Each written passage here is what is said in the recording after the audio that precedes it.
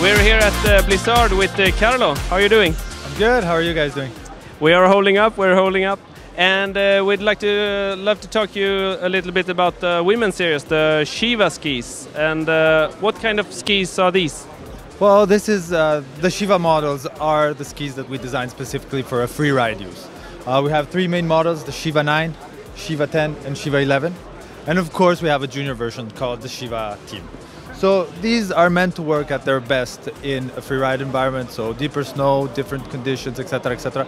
But they work fantastically also on piste. We worked a lot on the Sidecut and on the construction for the skis to perform well in any conditions. So what is the key factor that makes these skis special and work really well is the layup we used and the type of material and the work we did on the specific material. So it's a rocker camber rocker ski with a slightly pronounced rocker, you know, free ride oriented and perfect for deeper snow, forgiving, easy to use. And we gave it a bit of a forgiving character with this Titanal layer. So it's a strong, fairly strong construction. But we shape this Titanal layer, which we call DRT, in a specific way. So it takes away some of the torsional rigidity from the tip and makes for a more playful, fun and forgiving ski. So a bit softer than in the tip, since there's no Titanal all the way. Correct. A nice tip that helps you when you need to float, and also, you know, just charges through stuff. If you have broken snow, different conditions, it just will absorb better anything that you throw at it.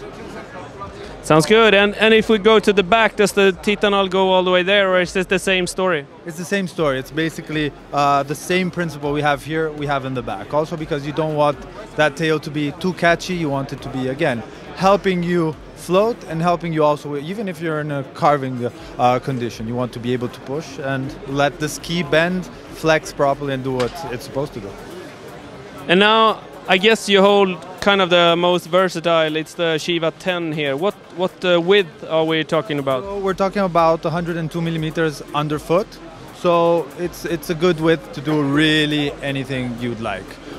We also have a 9, a Sheeva 9, which is 92 waist width, which is slightly, you know, more on-piste oriented, if you will. I mean, you can use it more. It's more, mostly from a mindset point of view, more close to an on-piste configuration. Something interesting that we did with our DRT is also that we adapted it to the lengths of the ski and also to the width of the skis. So, you know, a 9, you will be using it a little more on-piste, so you need a little bit more strength and stiffness. So, as you can see, the Titanal goes a little bit further ahead in the tip, and as you go up and as you grow with the length and with the width, it shortens a little bit. And if you go inside of the Sheeva 10, what other materials are we talking about except for the Titanal? Well, we're talking about, of course, a full wood core, a bunch of different woods in there. It's a very special wood core, complicated. We wanted to keep the wood core strong yet light in the right way, because, you know, you need a certain amount of weight to the ski to be able to perform properly. What else is there? Well, there's unidirectional carbon fiber in the tip and in the tail. Unidirectional, that you have to explain. That's so carbon fiber is comes in many different ways. So what we normally see is what we call bidirectional carbon fiber. So, you know, your typical crossed carbon fiber. So unidirectional just means that the carbon fibers are laid in one direction only. So they're going, in this case, from tip towards the tail as in the direction, and roughly stay in the tip area. And what does that mean? Then it still is a bit softer torsionally, or? Correct. It's a bit softer torsionally. Still, it has some strength as far as flex goes, but, you know, it's a present ski without being too strong. Okay. So does it help the tip not to flap as much? Does it give it a bit? It gives it a little bit more stability, but at the same time, it lets it, you know, come towards you when you're in deeper snow and let you float properly. So it's a good compromise of making the tip work in the right way. And at the Sheeva 10 here is 172 centimeters. What radius do you have on that ski? So right here we're around 16-meter radius in the 10. Yeah. So it's a very versatile side cut. We managed to work on the side cut, so it's still very playful even when you're in deeper snow, but very playful also on piste. And 16 meters, then you can do some really quick turns as well. Oh yeah, for sure, for sure, for sure. And the Sidecut is set up so that, you know, you have a nice tip that is free to go when it's in deeper snow. You don't have that catchy feeling that's sometimes hooky.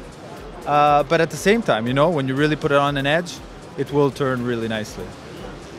Sounds super. And what can you? Is there a longer length as well on the Sheeva 10? Yes, up to 180. And then in the 11, which is the more, you know, freeride, purely freeride ski, we're going up to 188. Yeah. No, that's a long. Interesting athletes out there that want to use, you know, women's ski. Elise Saugstad, best free skier of the year, freerider of the year, and she skis on the Sheeva 10, Sheeva 11 actually. Is Eva Walkner skiing them as well? I think so this year. She loves the Rustler 11, and we're hoping she's going to be using the Sheeva 11 as well this year. Speaking about the Rustler, which you have had great success on the men's freeride ski, are Sheeva and Rustler built in the same manner? Yeah, roughly the same way. There's minor details, but they're super close, almost identical, I would say. Especially in the longer lengths, they're identical. Yeah. Super, thanks a lot, and enjoy the rest of Ispo. And you guys, if you want to see more from Ispo, click up here, and don't forget to subscribe. Cool. Thanks a lot. Bye.